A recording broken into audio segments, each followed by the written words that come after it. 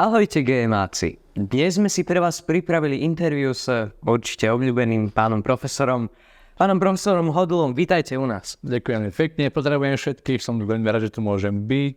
Asi takto všetkým vám prihovoriť na si získať vaše sympatie. Fantastické. Pán profesor Hodul učí informatiku a náboženstvo na našej škole a pustíme sa rovno do toho. Nech sa páči. Tak možno prvá otázka, ak by ste sa vám predstavili tak hlbšie, odkiaľ pochádzate, ako ste sa dostali na GMA? Ja pochádzam z východného Slovenska, blízko Spišského hradu, taká malá dedinka Kluknava. A tu som vlastne došiel do kňazského seminára, kde som bol 3 roky. Potom po 3 rokoch som bol rok v Stupave na takej praxi, no a už som sa do seminára nevrátil, bo som doštudoval teológiu ako laik. No a učil som počas štúdia, som učil v Petržalke. Ja si vravím, že ja nikdy v živote nepôjdem učiť. Že koniec sveta, kto ide učiť, tak to má pevné nervy. No ale tak nejako tak sa vyvinula situácia, že som sa našiel ženu, potom prišlo dieťa, no a pracoval som v takých blbých časoch, tak si vravím, že no však tak čo mi ostáva, no že pôjdem učiť, aby som bol možno skôr doma. No a učil som na základnej škole 2 roky. No a potom vďaka pani riaditeľke, s ktorou sme spolužiaci na informatiky, ktorú študujeme, tak nejako som sa sem tak dostal, že ma zavolala, nech tu prídem učiť. Aké boli možno tie roky v seminári? Rozlišovali ste, chceli ste byť ozaj kňazom, tak ako rozlišovali ste to? Ale... Ja som sa vždy veľa modlil, že čo je Božia vôľa. Aj keď som bol v seminári, tak ja som to nebral tak, že určite raz budem kňazom. Ja som sa vždy veľa modlil, že ak mám byť kňaz, tak nech som dobrý kňaz. Ak kňaz byť nemám byť, tak nech som dobrý, slobodný laik, dobrý otec. A jem, keď aj moju ženu, to fakt, že môžem povedať, že ja som si vymodlil, keď som bol vlastne v Nemecku, no a každú cestu do práce, ktorá mi trvala pol hodiny aj viacej, tak som sa modlil, ak teda máme byť spolu, ak nech som dobrý otec, dobrý manžel, nech máme zdravé deti a všetko nám to celé klape. Aj keď som išiel na gymnázium, ja som išiel po 9. ročníku na 4-ročné gymnázium, tak som sa vždy modlil, že nech sme dobrý kolektív, nech nám to proste ide, nech tam nie sme, ja neviem, taká zbierka všetkých typov ľudí, ale že aby sme boli dobrý kolektív. A myslím, že do dnešného dňa, keď hoci komu zavolám spolužiakovi, tak môžem ísť k nemu, u neho prespať, proste žiť tam úplne ako keby som bol doma. Takže fakt, že sme dobrí spolužiaci aj. Tak to je super. A keď ste hovorili o tom kolektíve, tak možno premostím k ďalšej otázke. Podľa vás, aká je GMA škola ako kolektív, ako rodina? Je možno lepšia v tomto aspekte ako školy? Po 2 mesiacoch ťažko povedať, ale preto aj sa mi páči to na tejto škole, že je tu taký väčší rozdiel. Že keď som išiel na základnej škole, tak to sú od prvákov, čo majú 6 rokov, po 9, ktorí majú 15, a to sú ešte deti, to ešte vidno proste na nich, že to nemajú nejaké možno také ujasnené názory, ale už takými maturantami už sa dá porozprávať aj o nejakých dôležitých životných otázkach. Aj tu proste gymnázium je to, že tí žiaci majú proste niečo, ak to poviem tak možno hlúpo, že majú niečo v hlave, že nie sú to proste iba malé deti, ktoré ešte za nich rozhoduje ocko, mamka, ale už majú teda nejakú možno víziu svojho života, majú teda nejakú tú základnú inteligenciu, takú možno vyššiu ako takí nejakí ľudia deti na inej škole, že proste iba toto. Veď kto ide na gymnázium, tak proste musí niečo vedieť, niečo ovládať, aj proste robiť príjmačky, to nie je proste, že iba za úsmev, hej, alebo ma tam musia, tak ma tam vezmu. Čiže ja som rád, že som na tomto gymnáziu, že to je cirkevné gymnázium, že proste aj tá morálka, nejaké hodnoty sa tu stále teda dajú budovať a stále tu vidieť nejaké hodnoty. A to, že už tu sú skoro dospelí ľudia, že proste sa tu dá s nimi nejako normálne komunikovať. Vychádzate teda dobre s učiteľmi, nakoľko ste tu 2 mesiace, tak aká to je No tak musím to že asi najlepšie s pani riaditeľkou, ale však to akože, pretože teda spolu riešime aj to naše štúdium a takto, ale akože aj ona je úplne taká v pohode, ako sa to povie. A s kolegami, no ja to tak vnímam možno aj taký, aj dobré, aj zlé, že tu sú kabinety. A keď sme v kabinete 2, tak ja nemám možno šancu za ten deň sa stretnúť s tými ostatnými učiteľmi, tak nejako, že sa porozprávať. Preto mi sa mi veľmi páčila tá duchovná obnova pre všetkých, ktorú sme mali v Pruskom. Ale akože myslím, že tu sú akože dobrí kolegovia. Veď to nie je také tajné. Som mi tu taká menšia nehoda stala a pani kolegyňa, pani Jušilka Sedláková to vzala veľmi, veľmi športovo. čo sa mi teda páčilo, že možno nejaký cudzí človek by vyskočil, že čo sa to stalo a ona to vzala tak veľmi tak športovo, že v pohode. Ja som nenarušil možno nejaké naše vzťahy, tam menšia nehoda s autami, čo sme mali. Aha, Kvôli parkovaniu. Ale platili ste, alebo poisťovňa preplatila? To sa cez poisťovňu rieši všetko. A chcel som sa ešte opýtať, že keď vyučujete žiakov, tak aký je podľa vás ideálny žiak? Aký je ideálny učiteľ? No ja sám o sebe nerad tvrdím, že som nejaký učiteľ, ktorý proste vie, že aj tá prax, aj keď na fakulte, dobre, ja sa priznám, nemám pedagogickú fakultu, ja mám iba doplnkové štúdium, máme teda, keď človek v seminári študuje teológiu, tak má iba doplnkové štúdium pedagogické. Čiže keď sa porovná s niekým, kto vyštudoval pedagogickú fakultu, tak ja viem toho určite o dosť menej.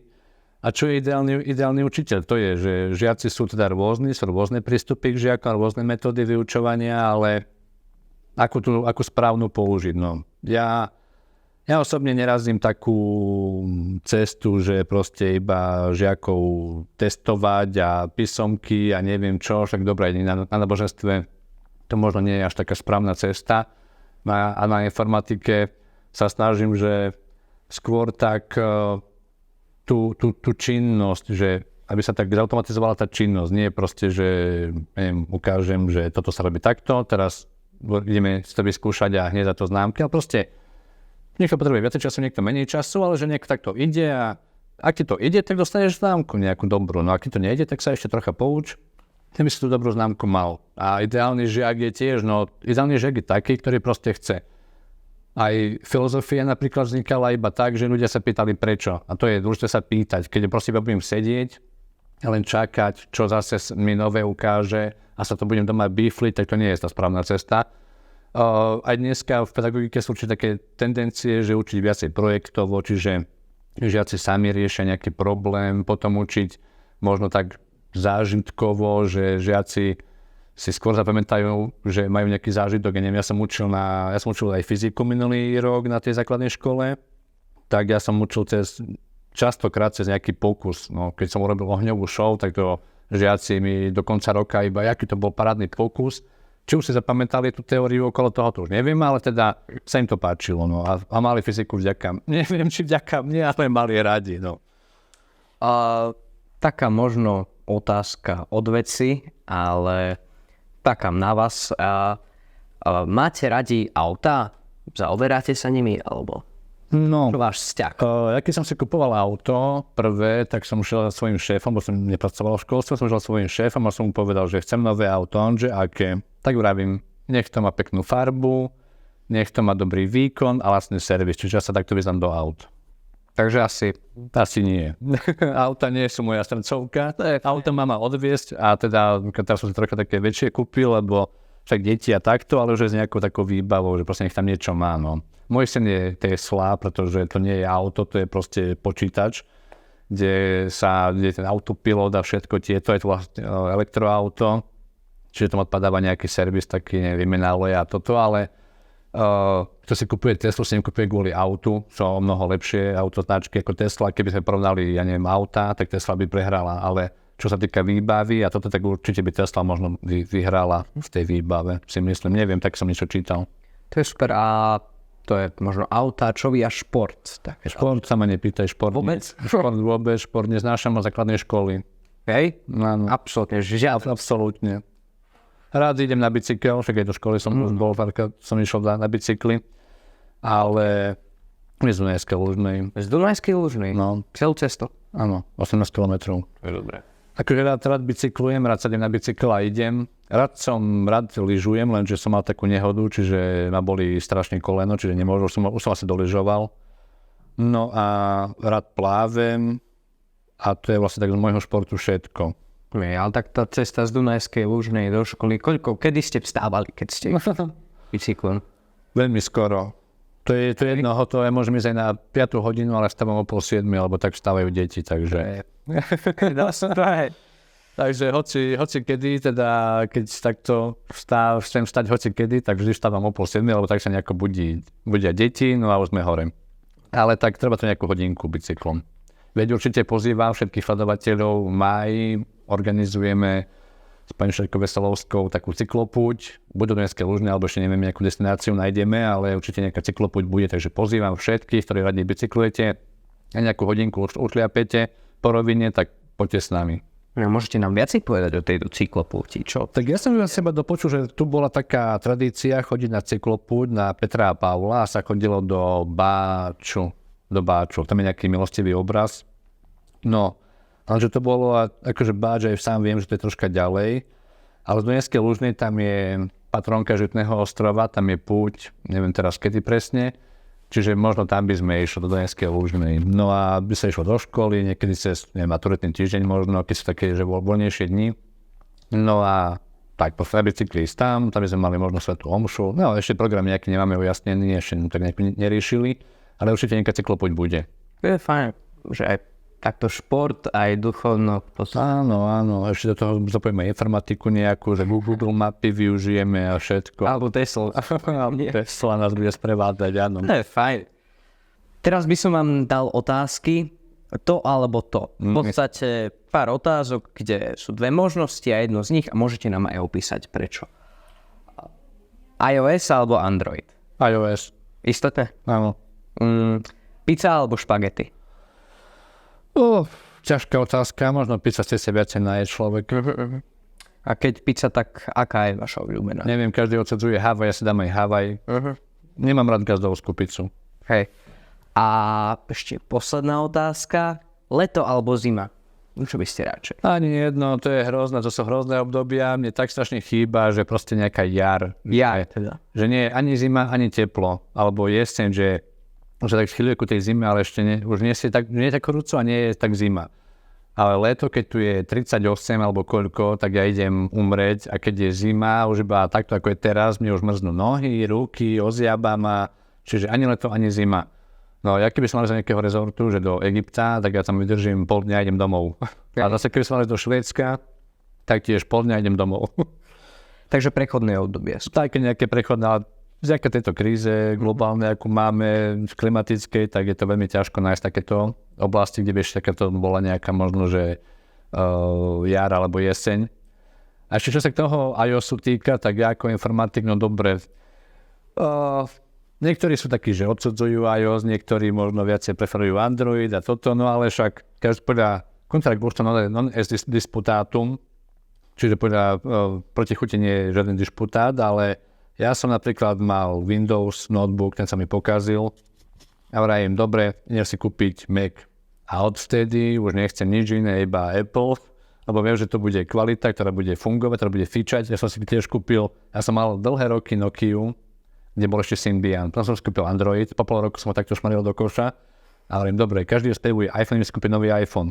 Tak som si kúpil iPhone a odvtedy už nechcem nič iné. Čiže kto uvažuje na nejakú novú techniku, tak určite odporúčam Apple a veľmi rád poradím. No tak vidíte. A taká posledná otázka. Keby ste mali bývať niekde inde ako Slovensko, kde by to bolo a prečo? Nemecko. A prečo?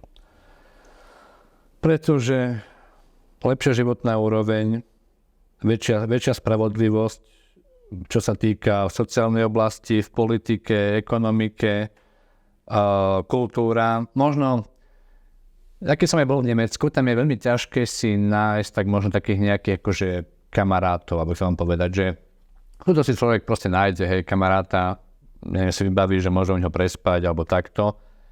Mal som tam jedného kamaráta Nemca, ktorý bol akože taký v pohode, že ma zavolal na obed, mohol som si prísť k nemu, ja neviem, niečo spraviť, auto povysávať, hej, alebo neviem.